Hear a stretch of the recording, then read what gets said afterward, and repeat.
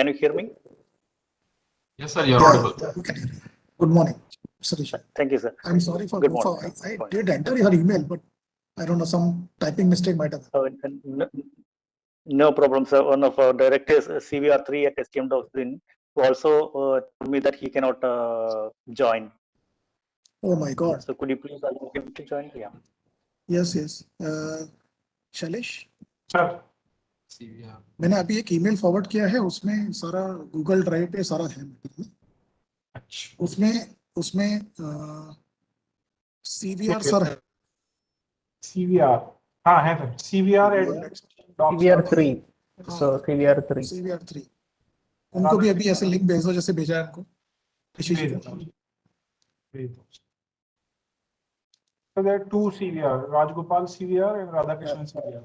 Rajagopal. Rajagopal. They are joined as panel. They are joined as attendee. Let me search, sir. Where are you reading? आप कहाँ पे read कर रहे हैं? Sir आपकी email से। हाँ तो कोई एक ले लो ना उनमें से। हाँ मैं। CVR जी होंगे ना, एक मिनट रुको। CVR3, Rajagopal. CVR3 ले लो। Yeah. Rajagopal ji. हाँ सर, ले लिया sir. So I have sent him invitation. Then search for the name Rajagopal. Rajagopal. Or maybe CV. Thank you.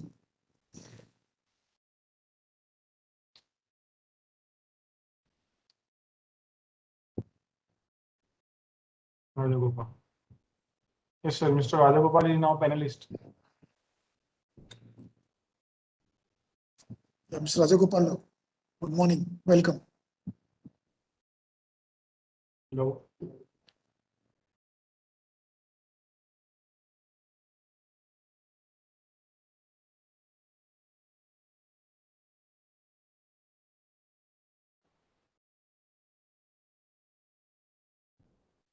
Mr. Rajagopal, good morning. Please welcome. And I apologize for goof up. I think I have used your email in a correct sense, but there is might be some typing mistake possibly. Okay, I can hear you. I am Rajagopal here. Yeah, welcome, sir. Welcome. Thank you very much for joining. Okay. So, Bharat, I forgot to take all, I think, bios. I apologize, the whole team. I forgot to take brief bios of you in time. Yeah. So, good morning, participants. Rajagopal, you are not on mute, so you may want to go on to mute. Good morning, participants. On your behalf and on all academies' behalf, let us welcome the very accomplished team from STM Docs or River Valley INC in Chennai. All esteemed members of STM Docs and River Valley are welcome here. And at the outset, I thank all of them for supporting this program, especially Rishi Keshanji and Rajagopala and Raja Kishanji. We had contact with all of them since last 2 years. They have been very benevolent, supporting our programs whenever it is held, and we are grateful to all of them. That I know a few things about River Valley. They have actually made effort, which says of their very good thinking and vision. They have done some digitalization of Indian old scripts which were not on the paper or on the paper, both ways, and converted them using Latex and other processing process into the digital documents as PDFs. I think it's a great service to our civilization and culture, what they have done. I would request esteemed speakers, when they take turn, to briefly introduce about themselves, because I have missed asking you the by, and I sincerely apologize for that. Yeah, so take us to a journey of the whole tech processing, how it happens in the industry environment, and some nuances and some prescriptions that way. Welcome, Mr. Rishi, Mr. Rajagopala, and the whole team. Thank you very much at the outset. yeah, thank you. Welcome. Yeah, so can we start now? Yes, definitely. Please go ahead. Yeah, so my name is Aravind. So I represent the STM. So we are a company which operates in the southern state of Kerala. We can say, even though we are a small state and we are working from here, we operate globally. We provide services for the bigger publishing houses across the world. So we have numerous clients. We work with them day in and day out. So that's something that we do. So that's our bread and butter is what we can say. But apart from that, we get into a lot of other things in terms of helping academia, so we say universities and so on, giving them the best kind of platforms and so on, so that you can actually help in the dissemination of scientific knowledge. So without all of you, this sort of say seminars or presentations or this sort of sharing of knowledge would not happen. So that is something that is very important, which we feel is something that we should be supporting. So that's the overall idea behind us, a company like us, or somebody who works in the industry coming back to you and then trying to share all these things, the platforms that we have, the tools that we have, and also sharing the kind of knowledge that we have learned over time. So without any more ado, we'll go on to the presentation. So about me, I've been with various other companies also like TCS, HCL. Mostly I was working on the telecom domain. Now I moved into the publishing space, and I work as a consultant with the company. So that's about me. So now let's move on to our presentation. So the presentation or today's session are split into two sections. So wherein you have a section in the morning and the other section is in the afternoon. So in terms of the various sessions that have been conducted, it would be nice if people are able to attend all of them in one go, because some of these sessions are the subsequent sessions are like continuation sessions from the previous one. So until and unless you attend all of these things in one go, it would not be of great interest to you or as an advantage towards all of you. So let's go on to the presentation. So like this is the second time that I've been presenting during the COVID period, and I'm very grateful that people who have given us this platform to present. I'm very grateful to them. So this is what we could call as publishing in the new normal. So we are all in a state of a pandemic, and within the state of a pandemic, we are all operating mostly from our homes, and still we are able to do a lot of things in terms of disseminating knowledge, scientific knowledge across the world, and so. So this presentation is to give you an overview of who we are and what we do, and also set a right platform for the people who are presenting afterwards, so that they'll be able to share knowledge with you, and how this sort of a presentation will help you understand it. So our key thing is industry standard end-to-end publishing platforms for faster dissemination of scientific knowledge without the high cost that is associated with multinational companies and so on that you would say.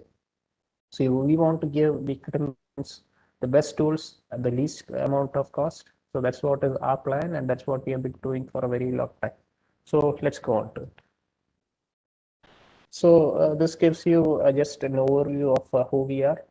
So those pictures that you see on the right are some of the pictures that we snapped from our office over here in Trivandrum.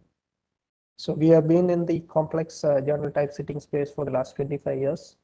And on top over here, you will be able to see the various entities through which we operate. So the various entities are, it started off in 1994, wherein three brothers together, C.V. Radhakrishnan, C.V. Rajagopal, and C.V. Rajendran, all of them put together, created a small sort of enterprise called as River Valley Technologies. It started with that. Then along with that, there are the other three entities which they have promoted and established, which also works in the same space. A key entity that we have is called as Ayana Foundation. So this is what Mr. Vineet was talking about, which helps in, it's a non-profit company. It helps in digitizing primarily copyright ended text, which no longer available in the form of books or so on. That sort of work is what we do. So it digitizes all of them from plain text into books, the books into a digital platform. So XML, PDFs, all those things have been done here. And other two entities that you would see over in the lighter colors are the STM document engineering and STM software engineering. One takes care of the typesetting work. The other mostly focuses on the software space. And in addition to that, we have an entity called as SRO, which is incorporated in the Czech Republic. So this entity takes care of, or in the sense, the research and development and those sort of activities are being done by Trivikasar. So all these entities together provide you the services or provide you various kinds of help which is involved in typesetting and so on. So apart from that, these are the various tools that we have created. So these tools are all on offer to all of you across the world, or it's not alone for the industry that we provide these tools. We are providing these tools for academicians also, as well as universities and so on. And in terms of, if you think about it, who we are, so we are the founders of the Free Software Foundation movement in India. So we started it. Along with that, we are the first people who started the tech users group in India. So anything related to tech or Latex, we can say that in India, we were the starting point of it. So as such, our core activity involves, we get a lot of sources of text or documents, scientific documents from various authors and so on. They come in through our publishers. Most of them are sent to us in the form of a tech or Word file.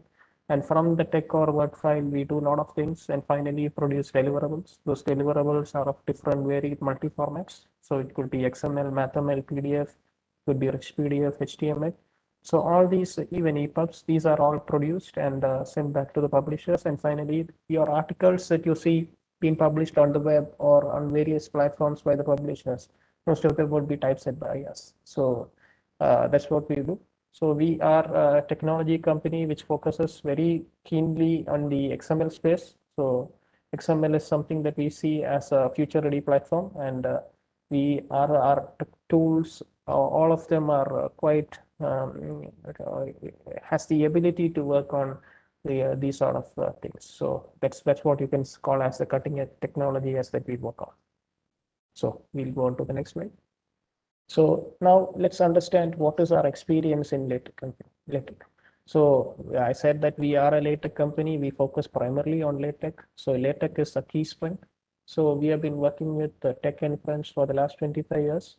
So we were the ones who initially set up the Indian Tech User Group. Then a person called Sebastian Rutz, who was the one who inaugurated the Indian Tech User Group. He was then the UK Tech User Group president. So he's no longer there, but we want to actually appreciate the kind of work that he has done. So that is why we always speak highly of him.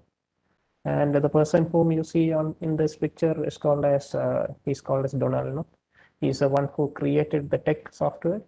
And in addition to that, a key person whom you would have all seen is the person who wrote PDF tech. So his name is Hamdathan.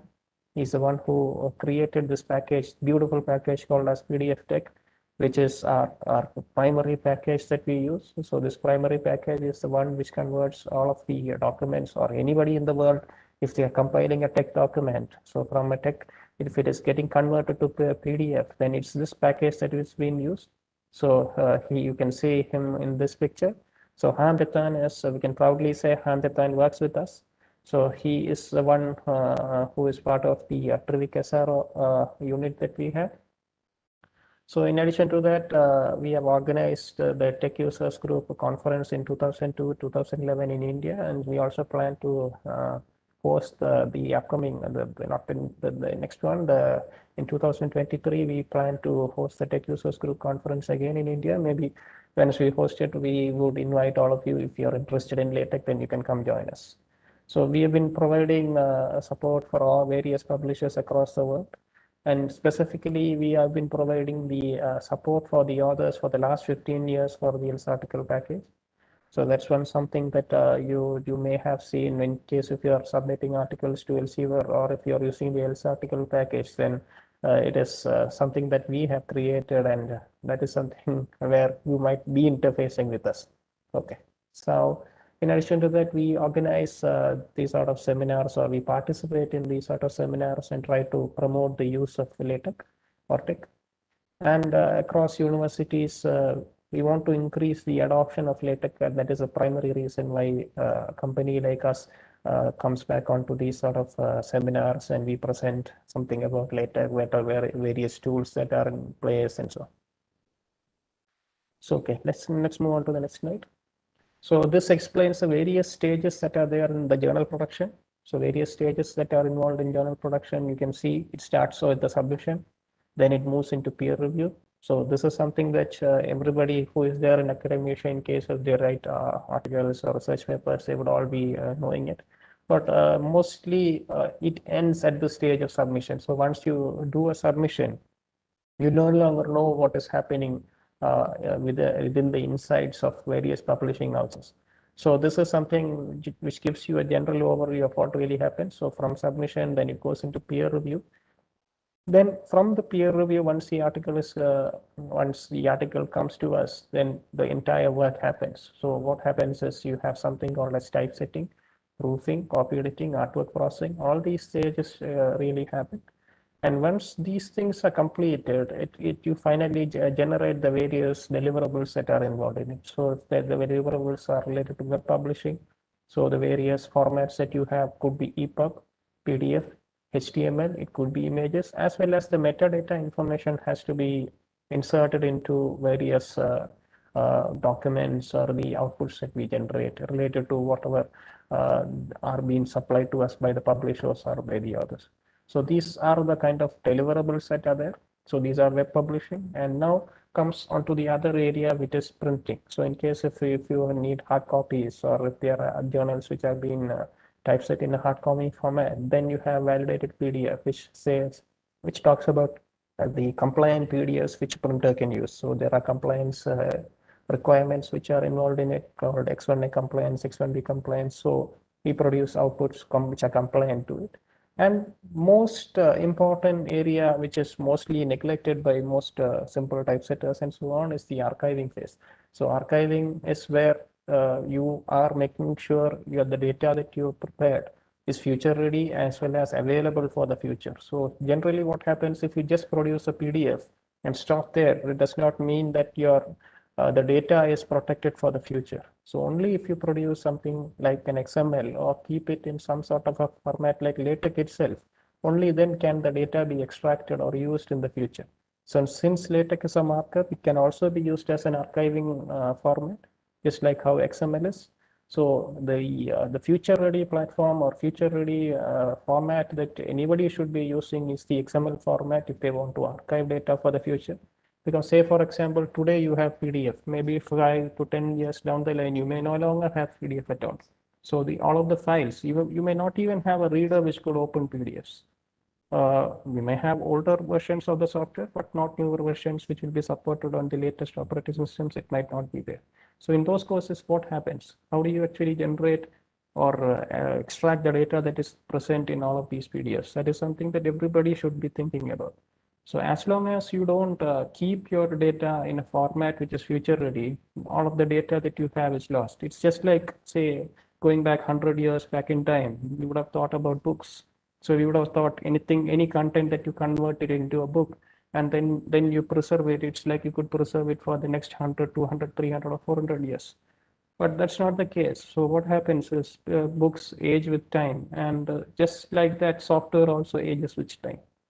So when I say software, it's mostly softwares that we use on our operating systems and so on, like for example, a PDF reader. Now, in case the data never ages, the problem with data is it does not age. So the value of data today, the value of data in some time after hundreds of years will still be the same. In those cases, what do you do? How do you keep your data safe? So that is where XML comes into play. Because XML keeps data in an ASCII format or a UTF or Unicode format, because the data is safe within the XML based on the structure or the DTD, that is something that you could use by later softwares that come in the future. So those softwares can read the structure which is there in the XML and use the data and produce depending on the output that you want to see. So today you have PDF, tomorrow you will have something else. So that is what we call as future ready format. So that is something that each university or each of us should try and achieve. Even some publishers use XML, some publishers don't. So this is they stop with the PDF. So that's something that as authors or say people who submit articles to various publishers, you should be keen about. You should be asking them whether your data has been secured or kept in a format which is featured. Now it comes into various tools that we have. We have Techfolio, which is a key typesetting tool. Then you have Techfolio and as well as Ether. So Ether is a multi-language processor tool, whereas Techfolio is specifically for Latin typesetting. So it does the complete journal and book production. Everything can be done within one single tool itself. It's a web-based cloud tool. Then you have Neptune, which is mostly used by author proofing. So when you say author proofing, so when you submit an article, it is there in a format like doc or latex. Then what happens if you want to make changes within the same document? Because once you have submitted to a publisher, the publisher works on different tools and so on. How do you correct these things? So this back and forth movement of corrections cannot be done unless there is some sort of a cloud tool or a collaborative tool where the author as well as the publisher works on. So that is something that we addressed through a tool called as Neptune. So Neptune is used for the author proofing, wherein the publisher would generate a link and send it back to the author. And then using that link, the author would work on it and generate the output and give it back. So that is the strength of Neptune. Lastly, coming to Neon. Neon is a tool which converts from XML, generates a PDF as well as a web archive HTML, which could be, yeah. Just to find out something, the area of your screen, a small area of your screen is blacked out now. So is there something you can do about that? The part of the Neon presentation, yeah. Is it Now okay? it is clearing up. I think there is Still some portions. WebEx and this image which is coming on screen. This problem is usually sorted by resharing. Is it okay now? Yeah, now the areas are clear. Okay, now Yeah. the words are. Yeah, it's Thanks. mostly the viewers are blocking the screen. I can't do anything about it. It's WebEx that is doing that. I've moved the panels to the top. It should be okay now, I suppose. Yeah, it is okay. Yeah, so I'm talking about Neon. So why is Neon important? See, I talked about XML. Once you produce an XML today, as in this point in time, how do you generate a PDF? Because PDF is the required output format today. But tomorrow it may not be the case. So you created your output in XML, you kept it there. So the XML data is future ready because some sort of tools in the future could work on the XML and produce the required output at that point in time. But today, what do you do? Now, today, if there are a lot of articles or content that you have actually generated and you convert it to an XML and you're keeping it there. Now, in case if you want to go in for, say, a printing, you want to publish a specific book or an article or some sort of content that you have. So what do you do? So if you have the XML, if you want to produce a PDF from that XML, the tool that can help you is called as Neon, or we call it as XML to PDF or XPC.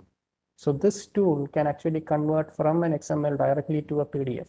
So this is something in case if you want to look at some sort of a tool like this, the cost involved it's somewhere down in crores and so on, mostly only being used by big publishing houses.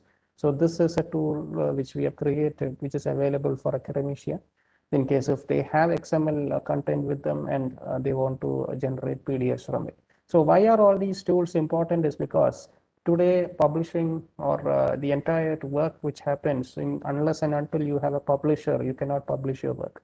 So there are a lot of institutes or universities which have good content with them, great academic journals, but until and unless they have this sort of a typesetter with them who do all of the work which is involved in the entire publishing space, they cannot produce the required journals or they cannot produce the required carry out web publishing without the help of a proper typesetter. So we want to change that. We want to offer all these tools back into universities or to the authors itself and try and bring about something which we call as self-publishing. So this sort of framework of tools will help our universities or others move into self-publishing without having to without having to actually work with a lot of publishing houses. So that's something that we want to do. Now, why am I talking about this now? Because say universities which have that sort of a credibility in terms of the number of journals that they are producing, sending it out, you can all have almost all of the industry specific tools available to your own universities, or and you can become publishing houses. That's something that we want to change. We don't want information to be held hostage by big companies. So we want to change that. So that is the idea behind offering all these tools to all of you. Yeah.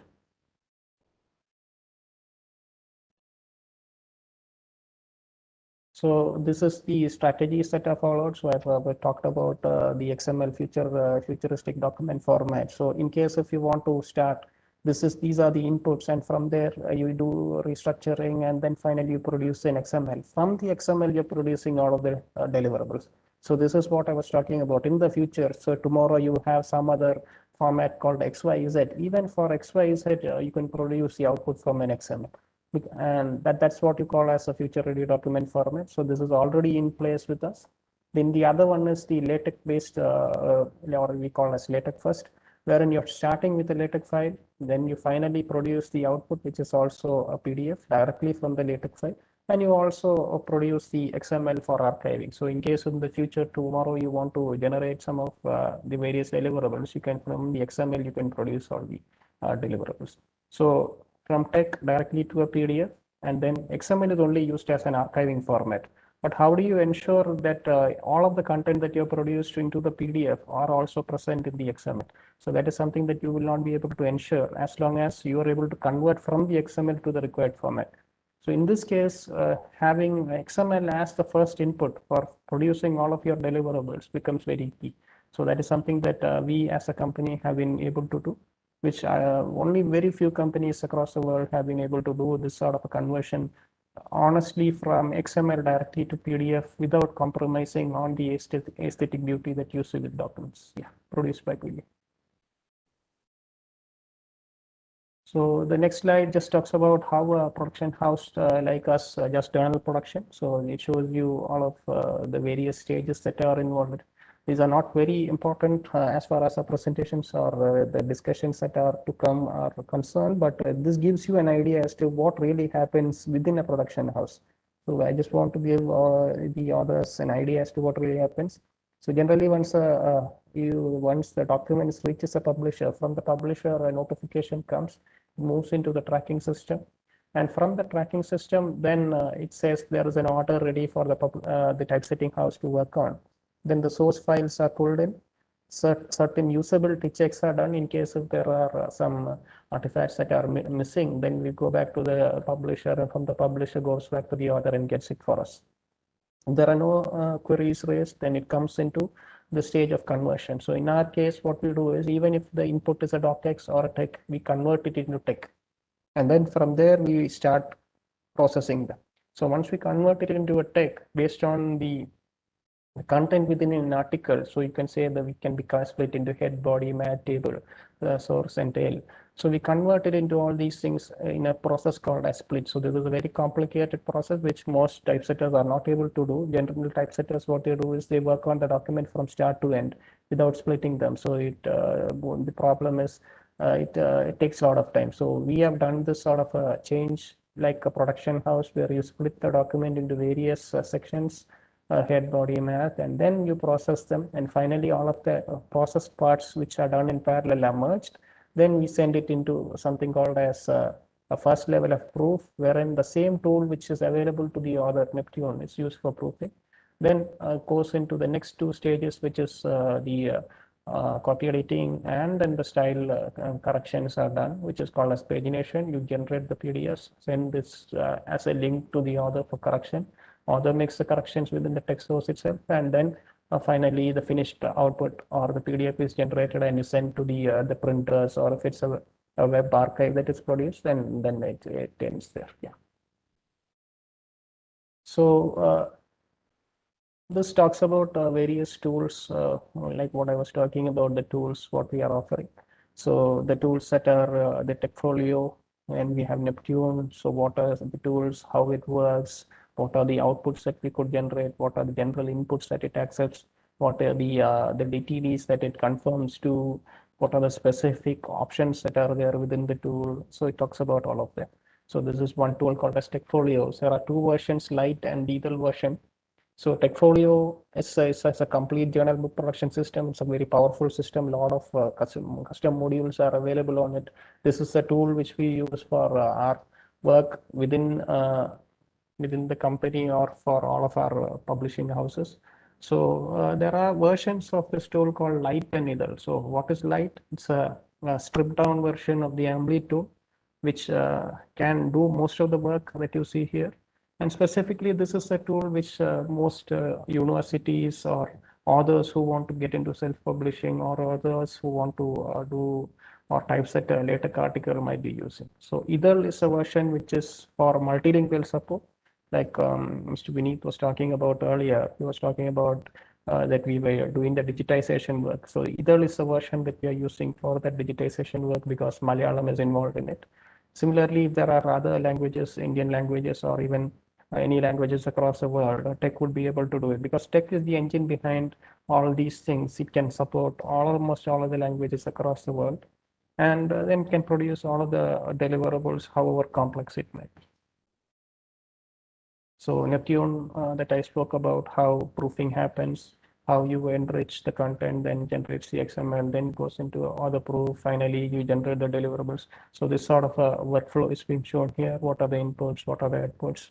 So I'm not going to go into details of this. This will be addressed by somebody else in the subsequent session. So they will give you an overview.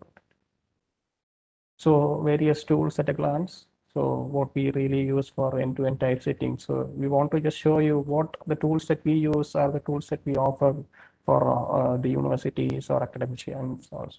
Yeah. So this gives you an idea as to where we are in terms of our development timelines and so on, of how we release packages to the industry, how tools will be available. So that some of the key areas that we are working on are called tag PDF.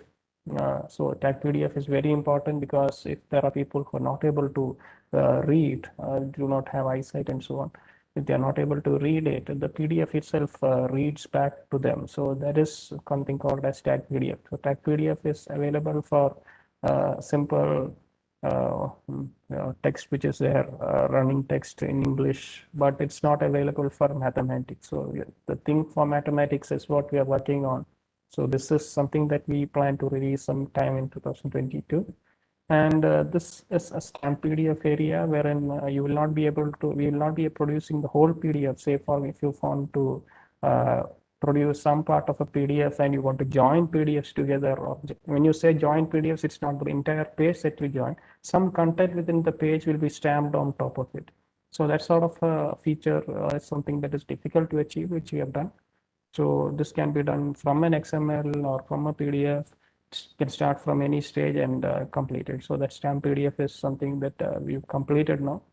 So these are the key work areas they're working on. The other one is something called as the authoring tool. It is completely Vysevic-based authoring tool that we are now working. Yeah. So some of our key users in a nutshell.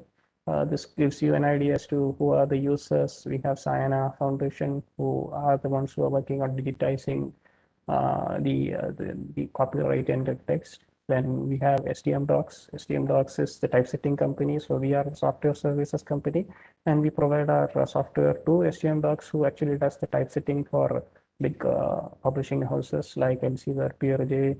So that's been done. Then there is another typesetter, other company called as Global Cardiology Science and Practice. So they are an open access publishing entity. So they have very few journals, but we are the ones who are typesetting their journals for them. We use the TechFolio and Neptune tools for it. Then the Janayogam project is something, it's a Scribus project, not specifically on LaTeX, but still why it's important is because they are a Malayalam newspaper in the vernacular language of Malayalam, but they are completely moved away from paid software to using open source Scribus for producing the daily newspapers. So over here, we have worked with Rachina Institute of Typography. They have actually produced fonts in Malayalam. So these fonts are being used for typesetting these newspapers And that's something which is also a capability which is available. So one part of typesetting is seriously involved in fonts, and how good your fonts are improves how good your content is being represented. So that's typesetting, font development are closely linked. So typography is an area which we also work on. So that is why we have just included, so that gives you an overview. So Techfolio Lite is a tool that we are offering the other community. So this is the tool which we are ready to offer to universities. So subsequently in the coming section, somebody will talk about Techfolio Lite, the various features that are there in the tool. This is just to give you an idea as to what this tool is. So it's more or like less like overly for other online tools where you work on a LaTeX document directly over the web, produce PDFs immediately over there. So this is a version just like that, but it's much more powerful than any of the tools that you would find on the internet, because this is a tool which we use for our production work, and that same tool and same features are what is available in these tools. So if we can do a production, then definitely any author will be able to produce the kind of PDFs, anything within the document, within the tool itself. Yeah. So what is it that we want to offer? Why is this presentation important? Is because generally, if you go out into the market and try to find these sort of tools, the cost involved in them are exorbitant. So we don't want to keep cost too high or so on. But instead, in case of say institutes like you want to move into self-publishing or want to publish your own journals, then you could also offer all you these tools at extremely discounted rates. So in case if you are able to offer a server of yours, we are ready to deploy the Techfolio Lite version for you, so that you can use that as an online authoring tool for LaTeX, and use these tools instead of having to go with subscription based services like overly for other tools, and within your university users or within the entire environment, you will be able to use these tools to try and produce beautiful documents using LaTeX. So that's what we want to do. Yeah.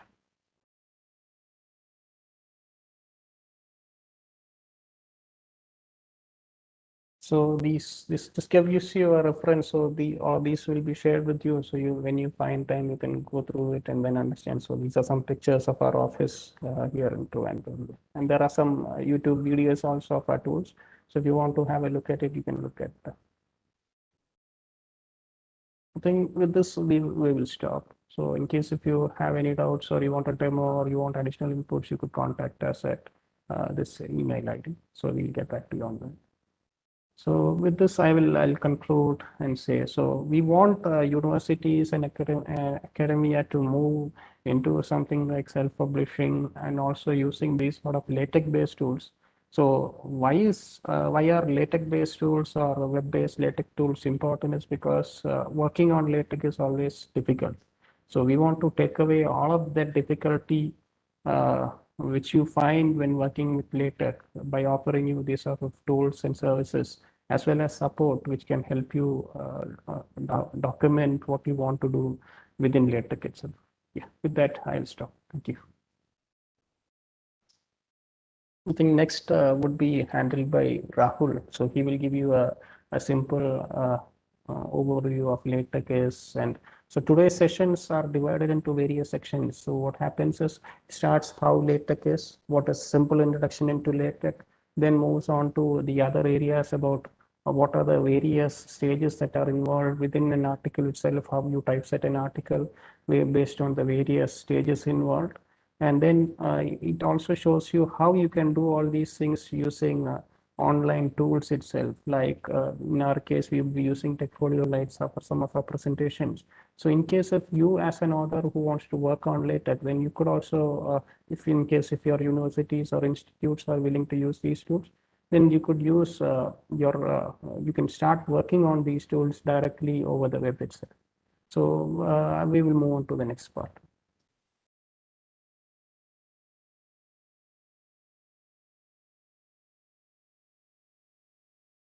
I think the next one is a video presentation. So Rahul will be starting with that. Yeah. Yeah, we're going to share the video shortly.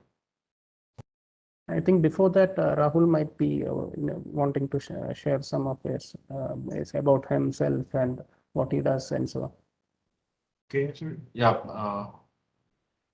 Rahul, you're there? Mr. Rahul? Yes, I'm here. Can you hear me? Yeah, you're audible. Would you like to share your screen or something? No, I think it's 11:45. I think you can start with the video or the time. the Maybe video. not. Yet. Okay, we'll do it. Kindly introduce yourself, then I think we'll do it. Yeah, myself, Rahul Krishnan, and I am working as a programmer in STM Software Engineering Private Limited, and in my video, I am explaining about what is LaTeX and how to resolve the common LaTeX errors.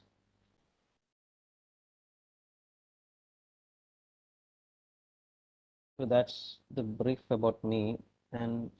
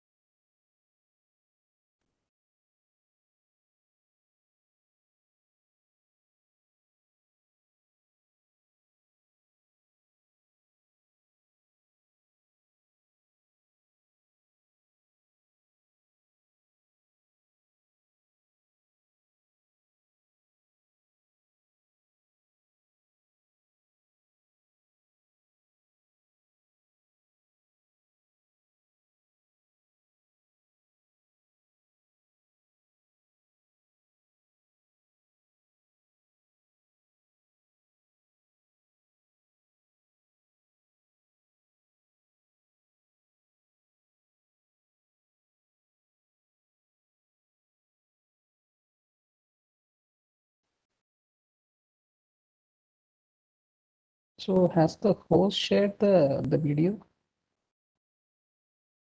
We are doing it. We are doing it.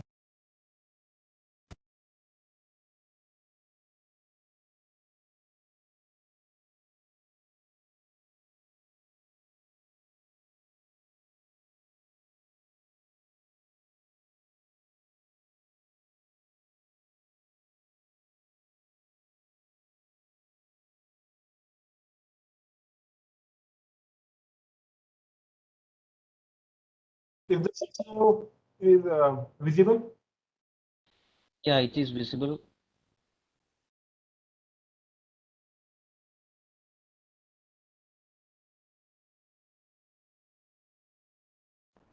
You downloaded the videos from Google Drive and then you're sharing it, right?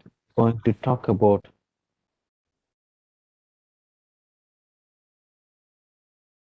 You downloaded the videos, right?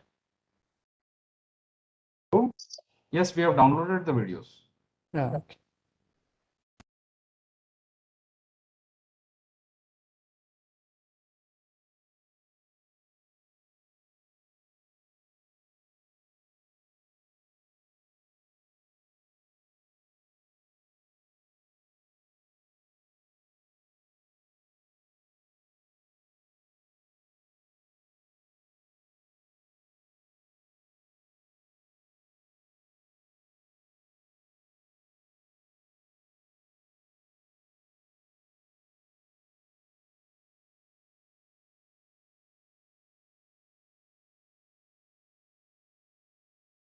Rahul, do you have audio?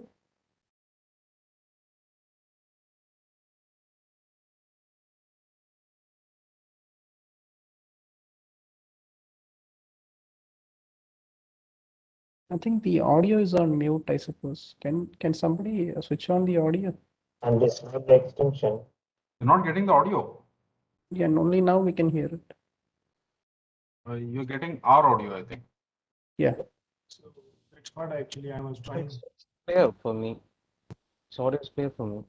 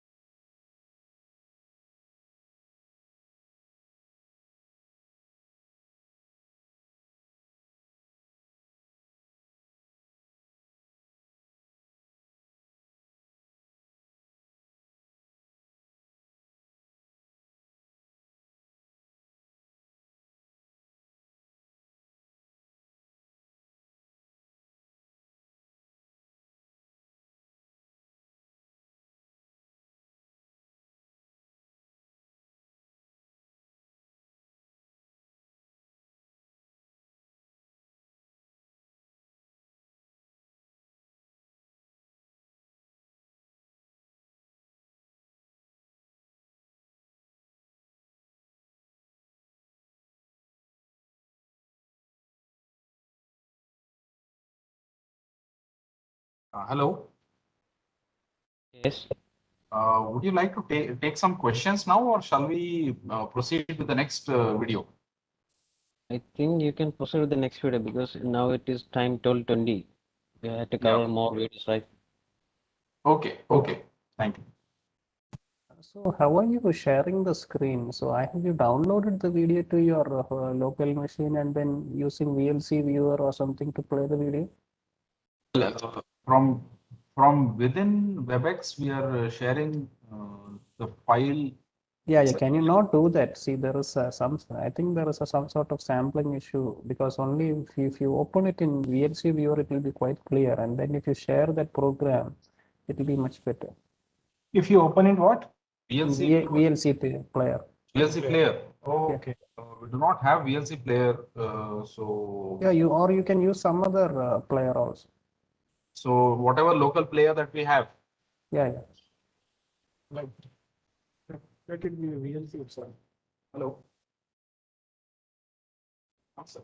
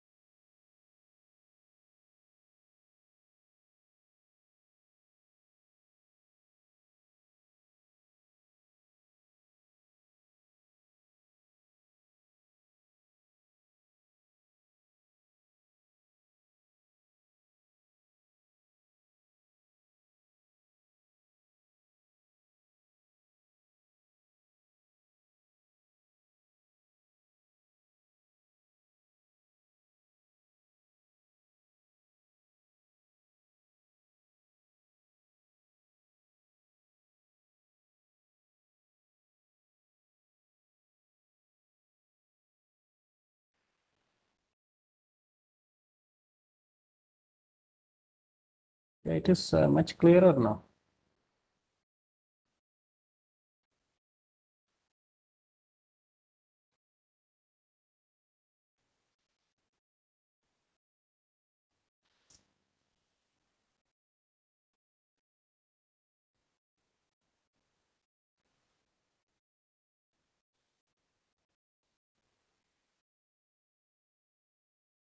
There is no audio.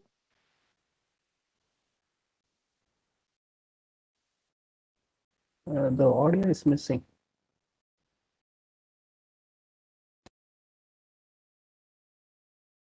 When you play the no in your WebEx, have you muted it? If you mute when you're playing through an application, if you mute it, it might be.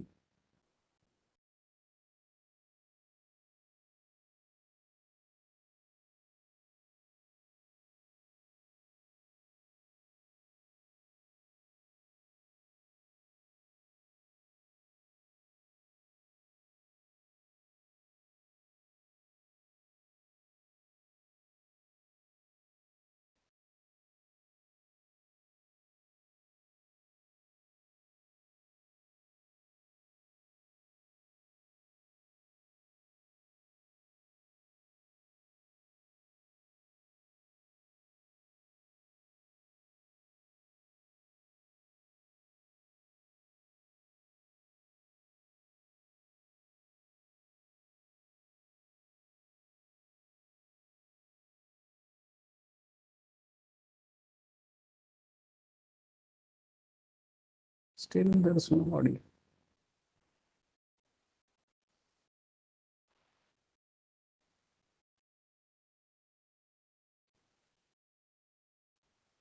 Apo, you're able to hear? No, I can't hear.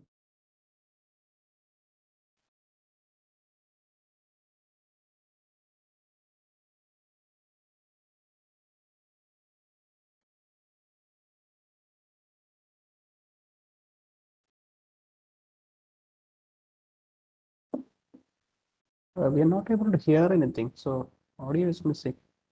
Still audio is missing.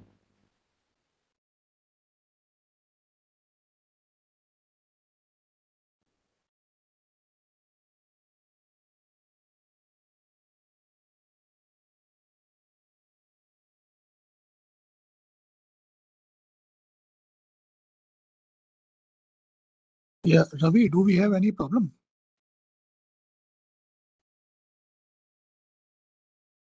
Sailesh? Sailesh? I think they are on mute. That might be the problem if they. Okay, I will call them.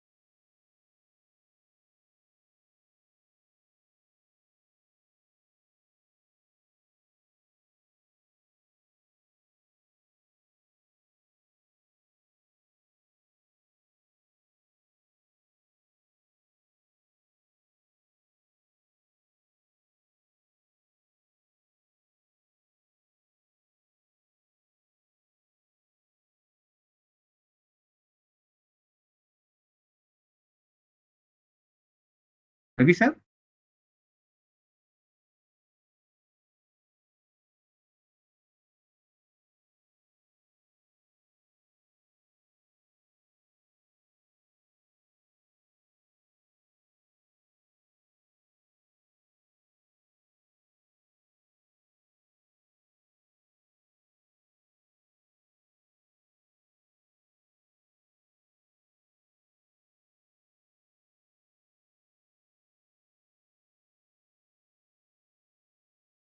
See, there's no audio at all in any of the live streams. I think you should fix this and then play these videos. Otherwise, there is no point in making people see all these presentations.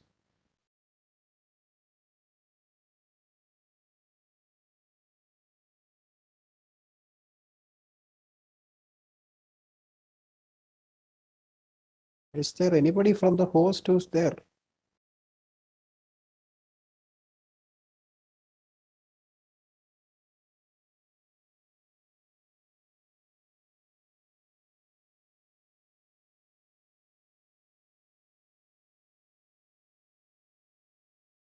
See, can somebody who is able to hear the presentation maybe type in the chat screen if they are able to? I'm not understand. I'm able to understand if anybody is there.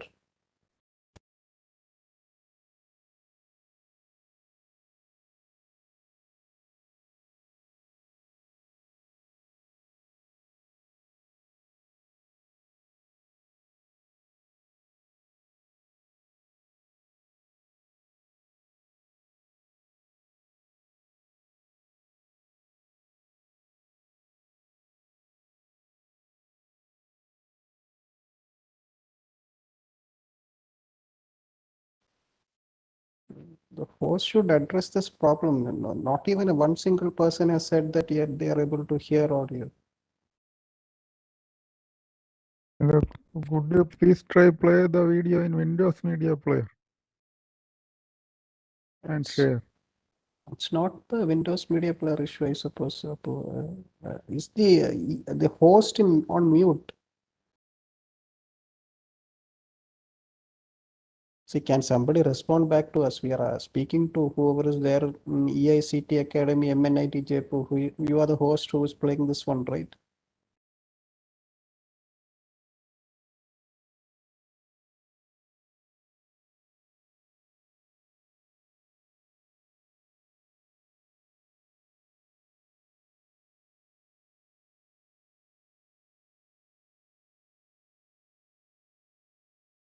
Is there somebody from the host who is there on this particular call? Can they respond back over audio?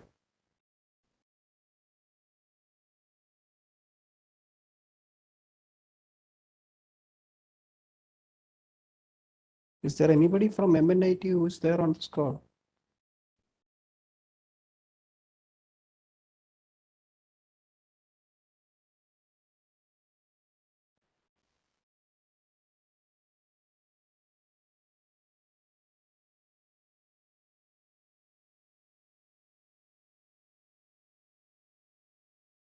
Yeah, Ravi, are you there? Sailesh, we are not able to hear you.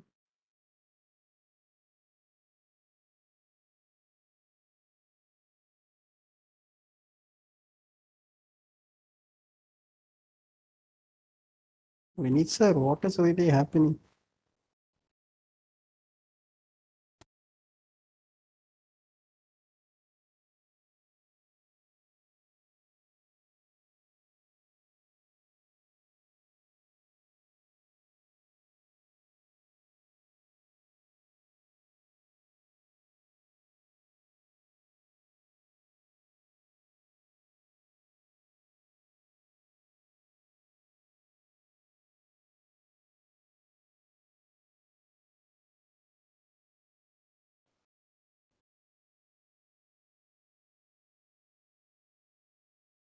Vinit sir, I would suggest that you stop this presentation and reschedule it to some other time, because there is no point in somebody looking at something without an audio, because they will not be able to understand anything. So please fix this problem and then move forward with it. Vinit sir, are you there?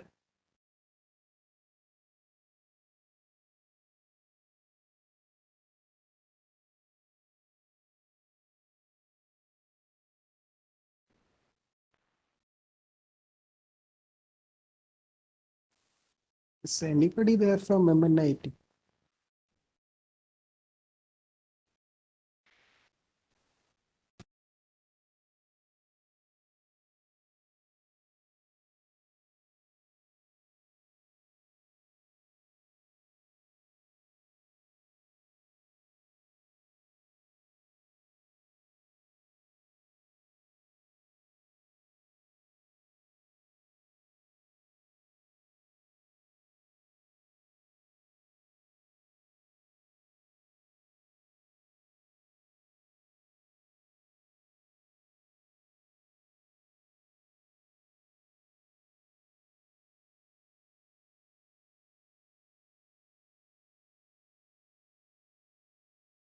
This is Arvind from STMC. This is not a problem from our end, as in from the STM side. This is something that MNIT should fix, so I won't be able to help you over here. We Okay. are trying. Just give us 2 minutes. We are trying.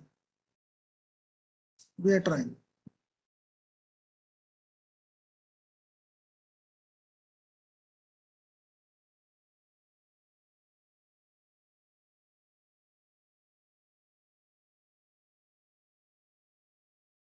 इसको pause कर दें? हाँ इसको post नहीं तो stop करना पड़ेगा। Just stop share. Stop sharing. हाँ no, so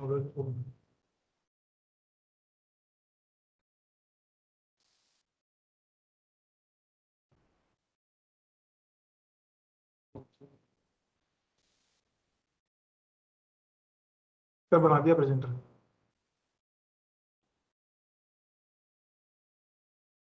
हाँ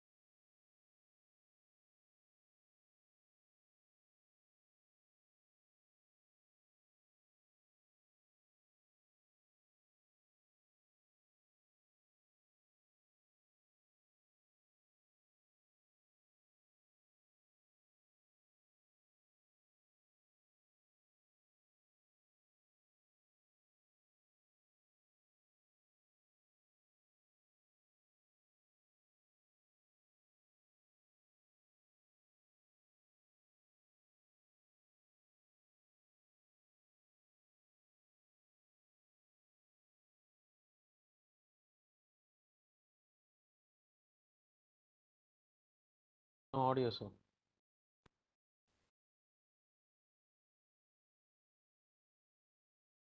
There's no audio Is- again. Is audio coming? There's no audio. See, you have the person who is presenting, right? I have a feeling that their microphone should not be on mute. Can somebody try that once? Yeah, I'm trying now.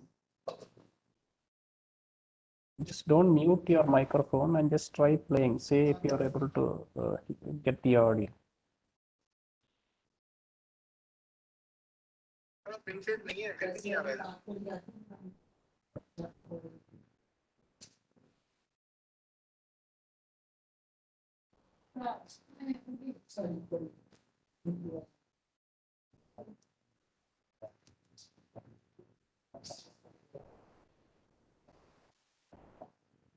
Are we getting it? Still no. So you are sharing your screen now, right? Vinit sir. No, I'm sharing video application. Still no audio. Let me try it. Sir एक बार share screen करके देखेंगे क्या? नहीं वो audio का system audio लेना पड़ता है। Maybe try sharing the whole screen instead of one application. Let me try. मैं पहले से नंदा था कि चलाता था मैं स्क्रीन ही शेयर करते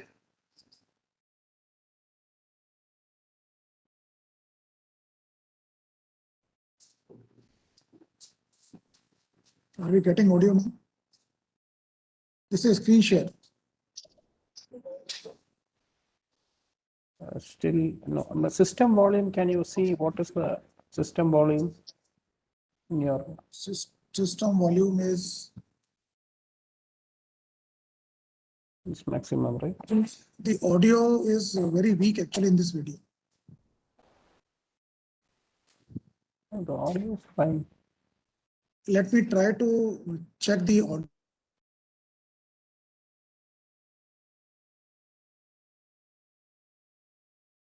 Now.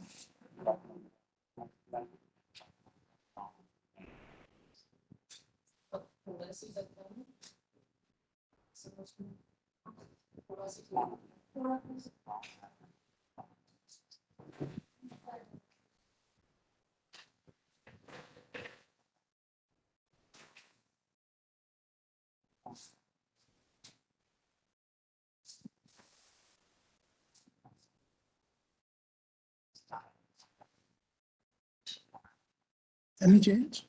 Any change? No, no, sir. Now? No audio. Actually, audio in the video is very weak, but I'm not sure whether I'm able to connect it. There is a connectivity problem. Did we play the videos earlier with audio? Never Sir, played with the audio. Then I think the audio in this video is very, very feeble. Can you increase the volume of the audio in your right hand in VLC? It is at 100. Can you try increasing it? VLC, okay. it can go up to 125%, I think. Let me check.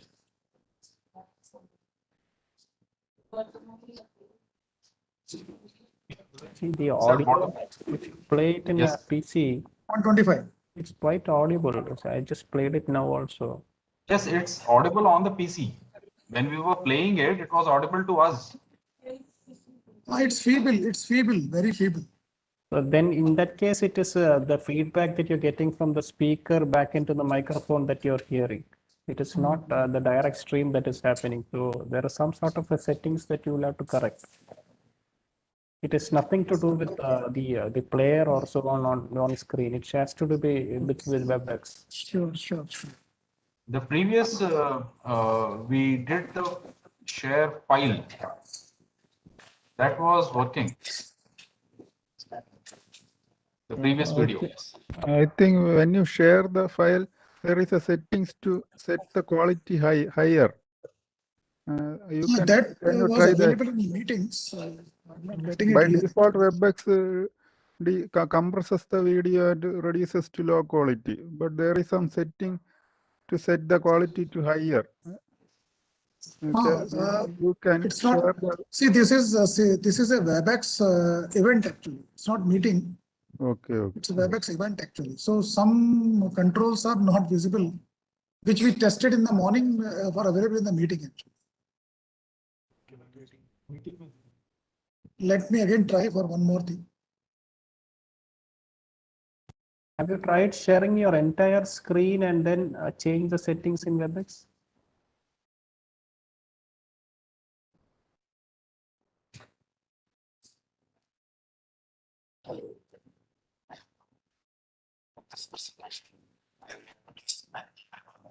Are you getting the audio now? Yes, sir. Yes, sir.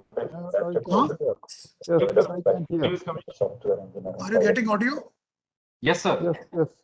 So which slide I should go now? Latex is a document preparation system. I think you can go up to 15 minutes. With backend add-ons for custom Latex templates, HTML and EPUB generation, a summary of the document compilation log. Yes, sir. If there are any errors, please.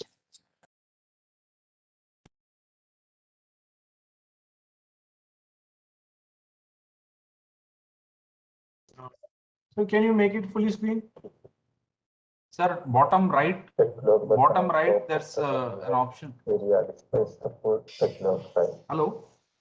You can view the story. It's not active actually.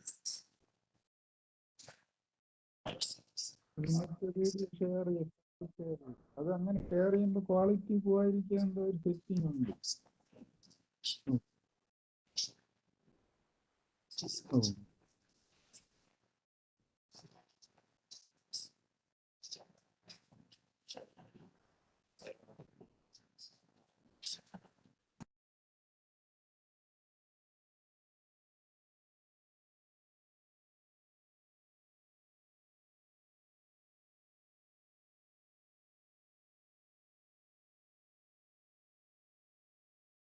Mm.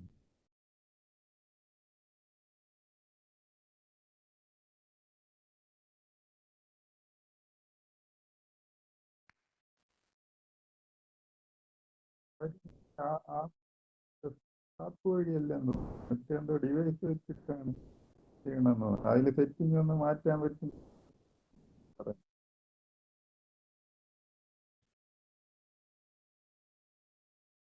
ഉം. ഉം.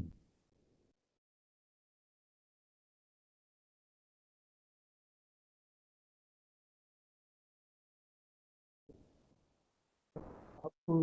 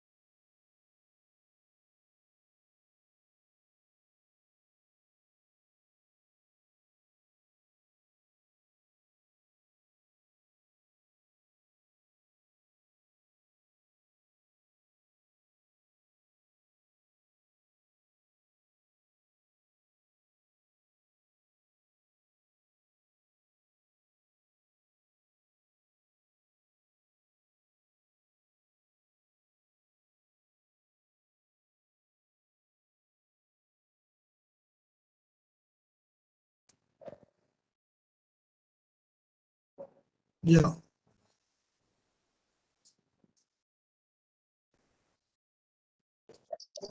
Vinit sir, shall I start the next one?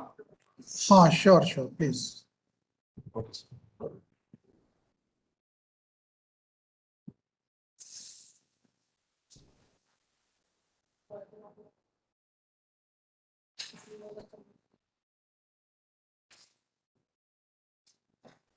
Hello everyone.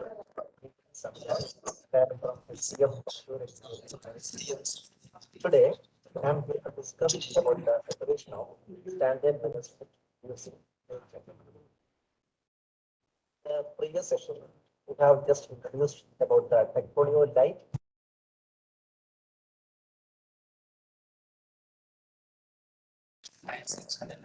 Ravi, make it full screen. Ravi. Sir, we have done it full screen, sir. Bottom वाला arrow दबाया नहीं है आपने bottom right में जो arrow है ना सर हमारे एंड पे दबा दिया है ये शायद सबके एंड पे खुद दबा सकते हैं वो okay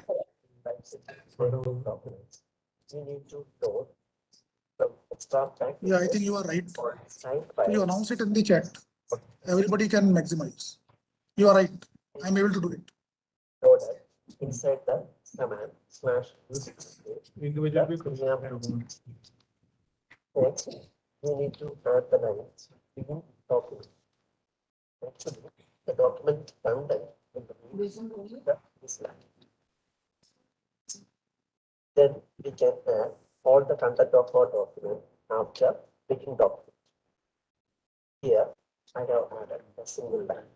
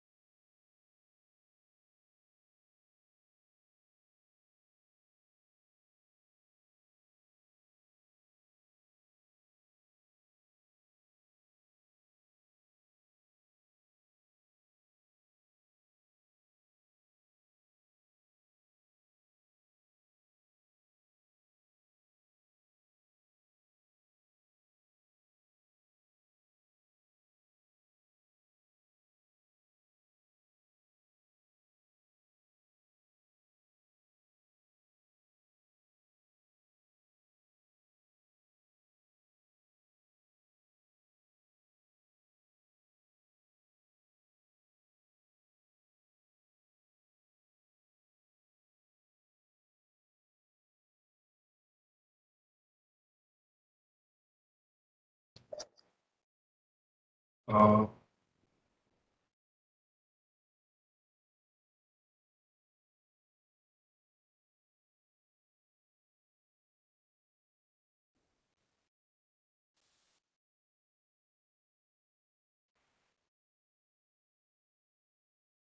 can we take some questions now?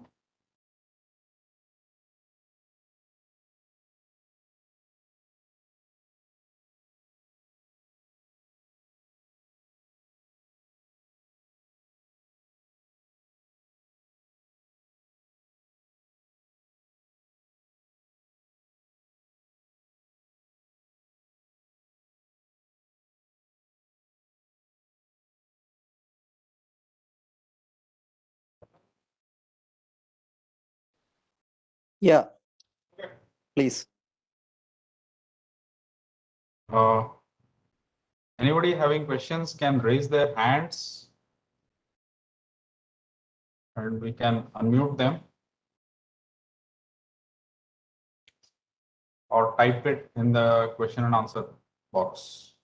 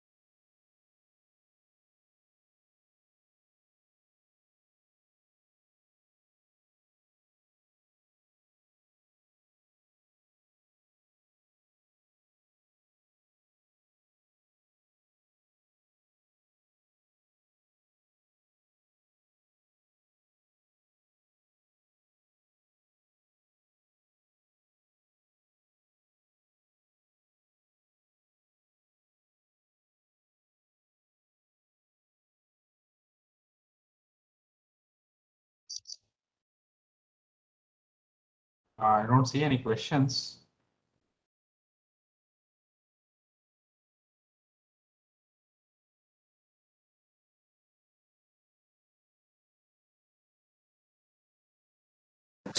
Anything in the question answer box? No, sir.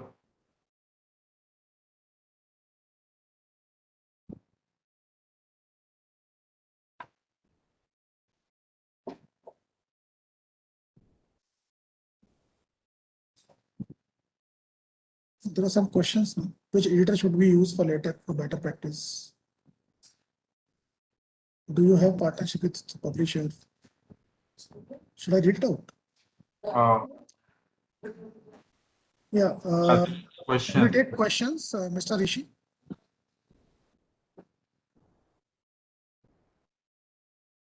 Hello.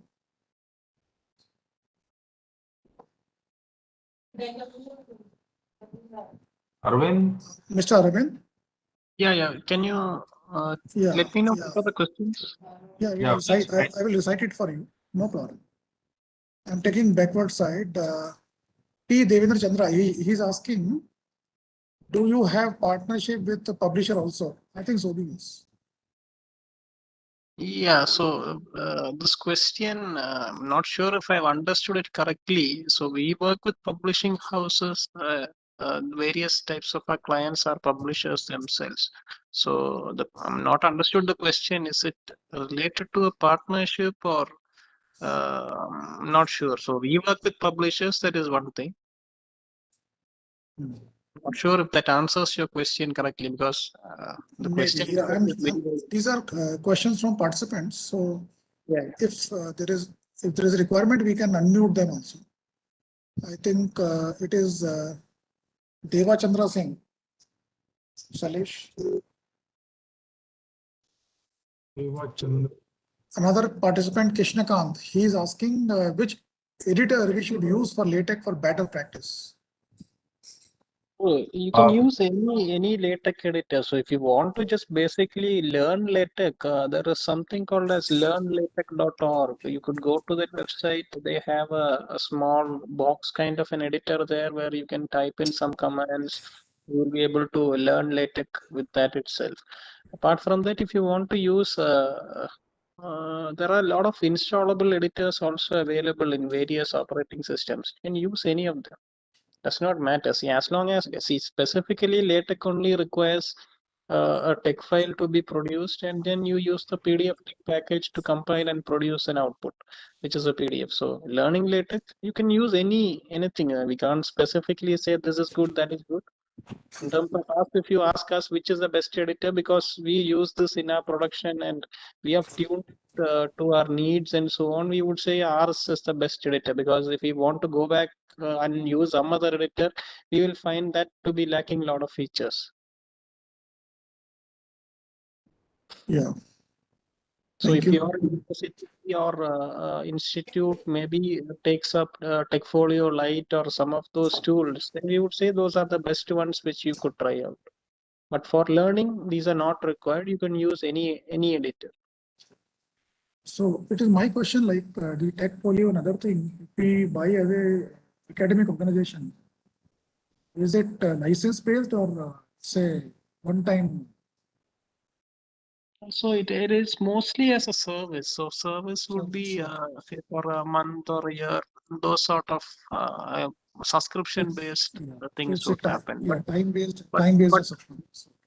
yeah, but in your case, what we have offered to provide you is like, if you provide us the servers where we could host these applications, the smaller versions of those applications can be hosted for you. So that is what I provided in the slide. So 2,000 rupees is not for the subscription charges or anything. It is only for, see, there will be a system administrator who would have to look at those things, whether things are running. Those sort of, for those activities is what is the charge that we have set. It is only 2,000 rupees per month. Yeah, that is only, it's a service actually. Yeah, it's not a charge actually. It is not a charge. So for providing you this Thanks for interface it. for This you is to use it, yeah. there's no charge as such. That's very attractive. Yeah, I think we'll be obliged having that. I will find out a way for my institute. Other participant can think of it. Yeah.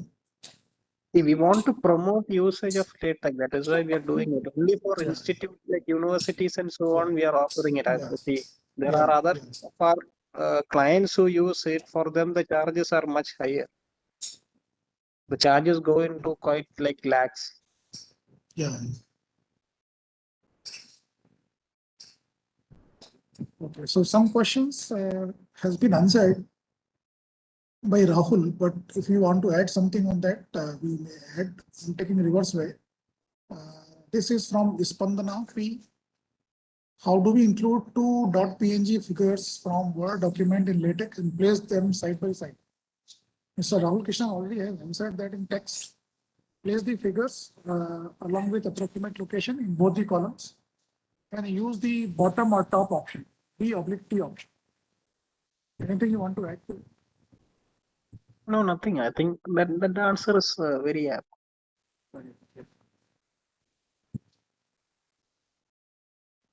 The answer have appeared. So yeah, Devachan Singh, does he want to ask us any additional questions on, do you have any partnership with publishers also? So I will try to answer. Yeah, so Rishi has provided some answers related to it, but if he wants to ask us something more, then I can answer it specifically. Yes, sir. Actually, I wanted to know, like, you have a direct, like. Manigandhan has asked a question: how to resize table and fit into the page?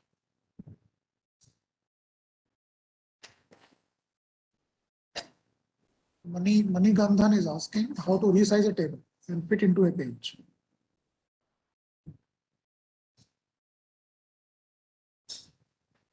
Rishi, you want to answer that one?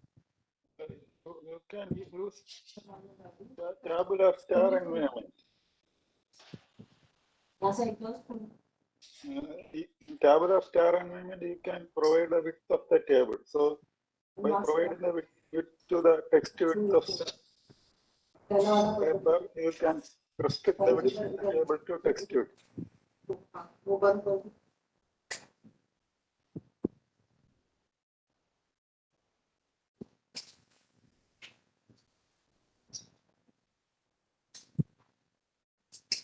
think that answers the question, right?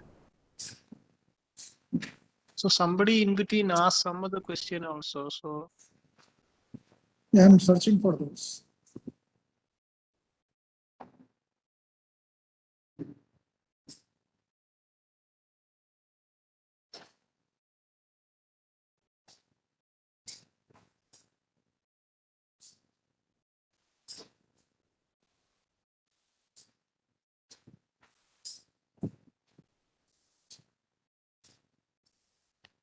Mr. Rishi has answered in the form of typing questions, so the answers are there.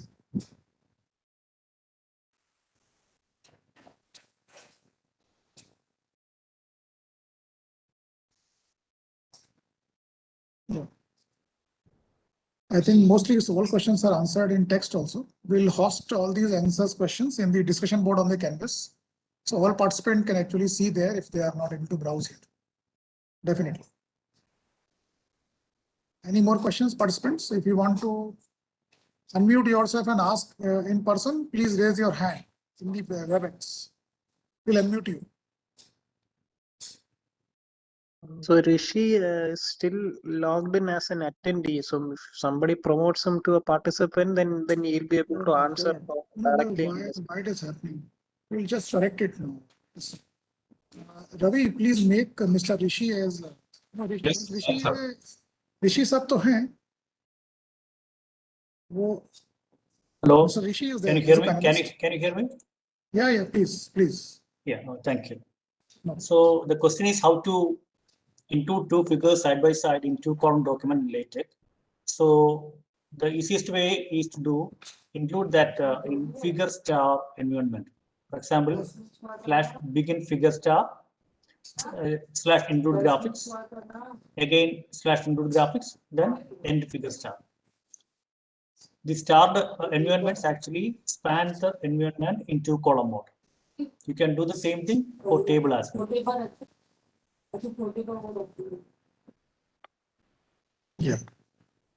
So in this case, see, we also provide support for else article class support for others also.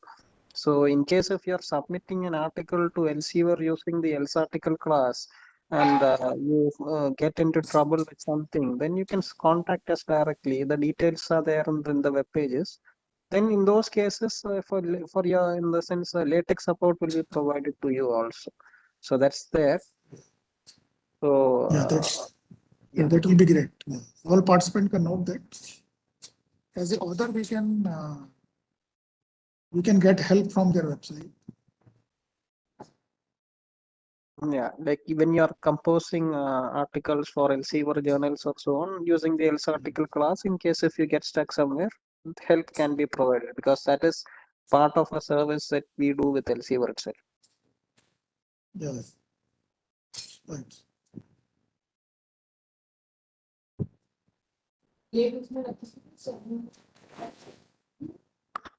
Then we do package development for see, we do package development. That is another area which we do for publishers. As so similarly, any institute which wants to actually move into and have their own class files related to journals, that is something that we also do. So in those cases, if support is needed, we will be able to provide support. Okay. For example, if we need to develop our own thesis class file, correct, we can take your help there. Fine. Yeah, correct. Great help. I think we should we all look forward to that part. I think you should all combine your various universities and so on and have your own specific journals. So maybe 10-15 universities together, you can have your own journals. So you can have the entire infrastructure for you to do all these things can be done by us also. So you can take our consulting expertise and then do it. But we specifically concentrate more on the LaTeX side. So if you're or journals or articles that you're asking for input should be on LaTeX.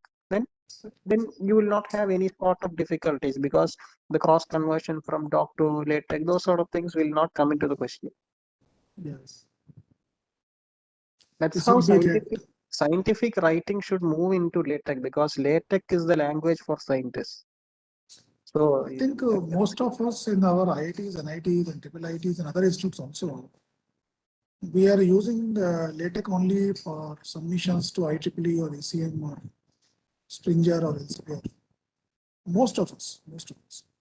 yeah, that's where I'm trying to tell you. So you get hold of TechFolio Lite or something, do all of your composition of your articles in that platform, and then from there you can do an export and submit it to IEEE or wherever you want. So this will work as a powerful tool for you to compose your LaTeX documents itself. Yeah. And over time, what will happen is you can use these tools and go into self-publishing by yourself itself. You don't have to rely on IEEE or. The thing is, that's how universities should move up, because only if you have your own solid hosted journals, powerful journals and so on, the world would actually be interested in looking at all of it. Yeah, visibility improves and we also have an opportunity to publish our own. Definitely. I think it's a good hint and good motivation to us to take your help for that. Definitely. See, across the world, people are using our platform, people are using our technology, but within India, the academic community has not grown to that level, is what I will say.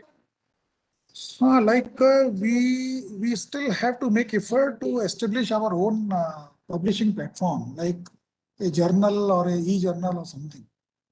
Only IIC Bangalore has one, which is called Sadhana. Yeah, IIC Bangalore also have done this with in tie-up with Cambridge University, I suppose. So it's that I don't know. Okay. I think it's a tie-up, I suppose. So again, the publishing side of things are being done by Cambridge University. Is this what I feel? I outsource to them. No, I think we'll definitely remember this. It's a kind of a motivation to us to even think very seriously about it. Yeah.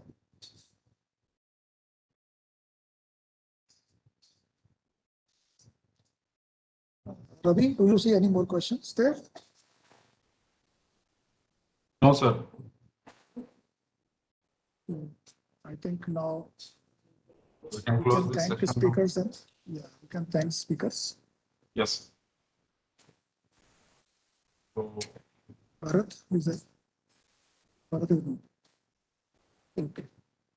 So it's my pleasant duty to thank all the esteemed speakers here who have really taken pains out of their busy schedule, and having kindly agreed to be here. And what we are getting exposed to, what they're using, is really valuable knowledge for all of us, that such a thing exists in India right here. And we need to actually raise our effort and have a vision to actually come up with our own solution for publishing. So thank you very much, Gopalanji, Rishi, Mr. Rishi, Siddharthan, Rahul Krishnan, Arvind, Abu, Akshay, Vilash. Thank you very much from all the participant side, all the academy side. And we hope we keep receiving your support in future also for this. So thank you very much. In the evening, our session starts at 5. The participant should join at 4:45 so that we facilitate the timely start of the talk from the speaker. Thank you very much. Thank you. Thank you.